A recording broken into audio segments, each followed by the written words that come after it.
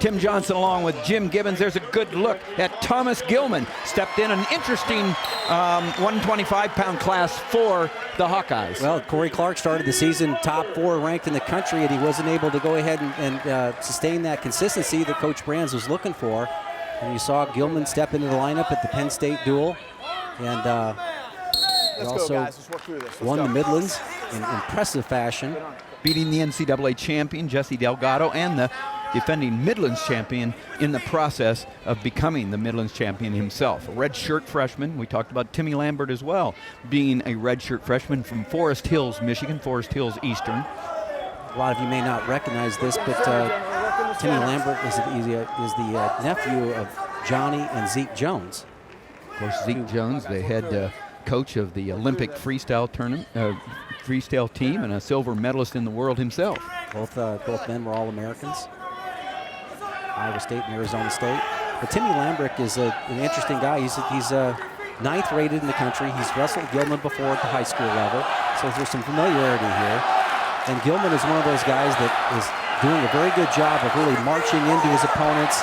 He's kept matches tight, and it's really benefited because he's tough in the top position. So see him kind of marching forward, and he's been the aggressor. Lambert is doing a pretty good job of holding position. But all that pressure that Gilman puts on your head, lower back, right there. You see the collar tie off the inside bicep tie. Is that type of action right there pays dividends in the 3rd period. But Mark Manning calls Lambert a mat rat. A guy that's willing to go ahead, and Timmy Lambert calls him a mat rat because he's the time that he's spends in the wrestling room. There's a Kelly Fireman's on far leg opportunity. Almost 2 minutes gone in the first period here. No score between these two red shirt freshmen, Gilman and Lambert. Gilman only 45 minutes away from where he spent 4 years at Scott Catholic High School in Omaha, winning 4 Nebraska state championships in the Class B. Gilman in on a shot. He's got great position there. He's showing some strength, real strength here, coming up with that leg. Lambert ends up trying to do a little roll through right there. No points because the Wizards still involved there. And now you've got a scramble situation. It's going to be a little bit difficult for Gilman to get out. You didn't notice how Lambert's right elbow is elbow deep on that ankle. It's a great situation to get the stalemate. So short time. And Gilman's not having much of an opportunity to improve that position. Now he rolls through, but they go off. No points. I love that little okey-doke, relax for a while, and then just explode on the edge of the mat here and see if he can catch the 2 points. That was well done by Gilman. Sometimes you want to make your opponent feel like, hey, he's relaxing, he's going to camp out here, and then just explode on him. Almost worked. And that's the end of the first period here in the first match of the meet between Nebraska and Iowa. It's 0-0 between these highly ranked 125-pounders. Gilman ranked 3rd, Lambert ranked 9th in their intermat rankings. Gilman showed me something there, is able to get up to his feet quickly off of that single leg shot, didn't have the real estate, and Lambert showed me something with his scrambling ability, not to give up the 2. There's a caution on Gilman. Caution green. Set. Come.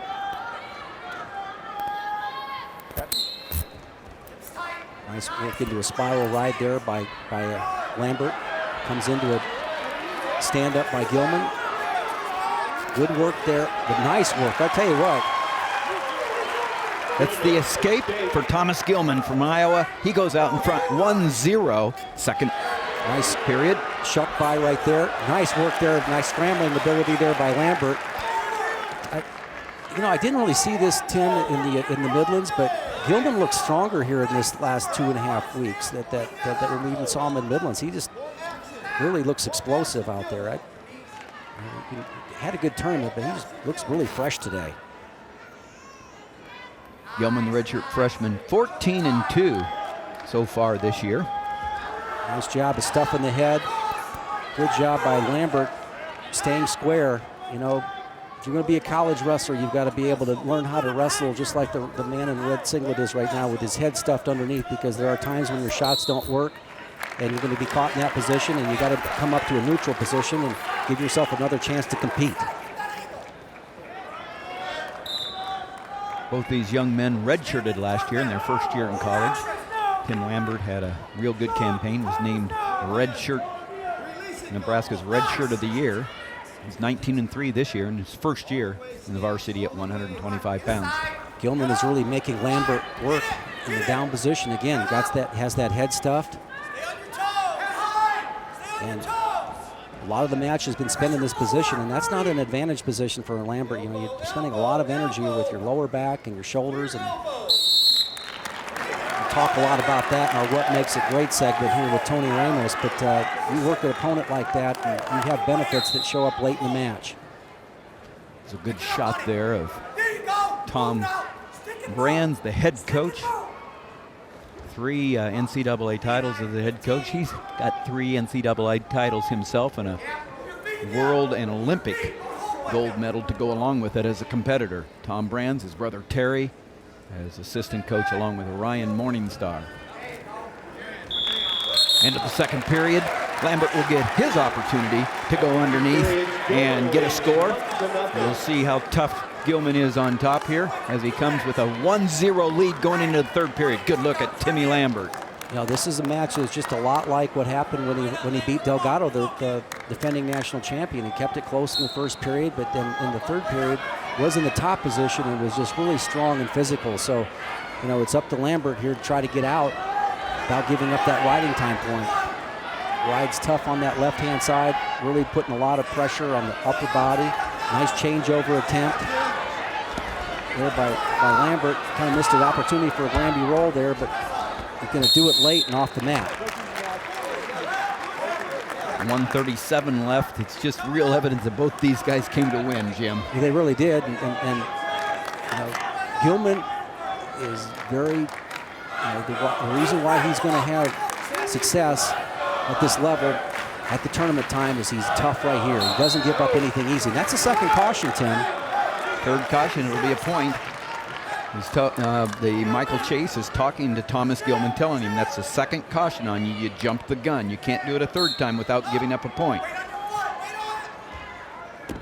Working the tough ankle ride right there. And not only does he work the ankle ride, but he moves up off of that and try to keep weight on Lambert's hands. Now, coming up off the spiral ride, they get to the edge. And Gilman doing a nice job getting to the edge as Lambert comes to his feet. Yeah, and so you know what? I tell you, you got 2 cautions on a guy.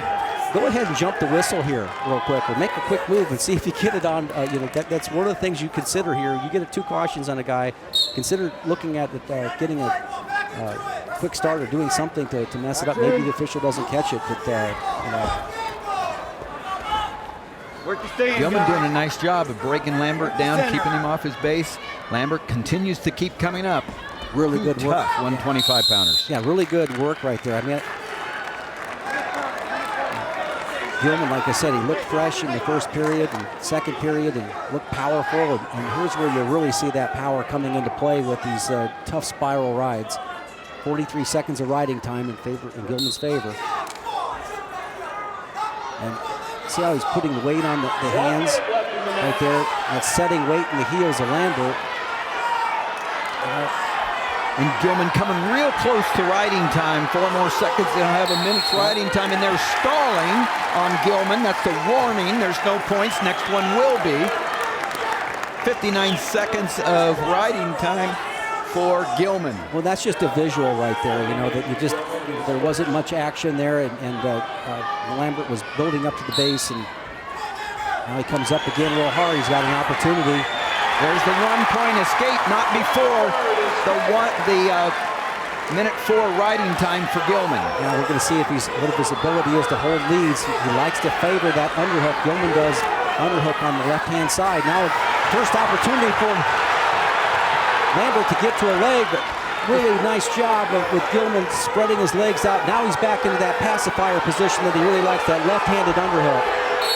Well, a couple of things going on here with the crowd and at the end right there. Lambert putting Gilman in position that if he backs up again, he could get hit for stalling. Yeah, and with a good technique there, too. Now they come right into it. If he takes him straight back off the mat, he might get the call, but again, Gilman is very solid. Now see how he stuffs that head back in off that underhook. Now he's moved the head up, but he's very comfortable in here with that left-handed underhook.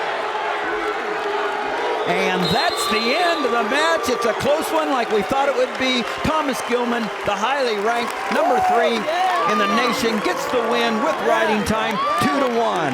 There's your winner, Thomas Gilman, for the Hawkeyes. No takedown in the match, Tim, but that's the way you win tight matches. And you know, he's getting an earful from Tom because he wanted to make sure that that Gilman was aware that he had been warned for stalling and not what the situation he was in. But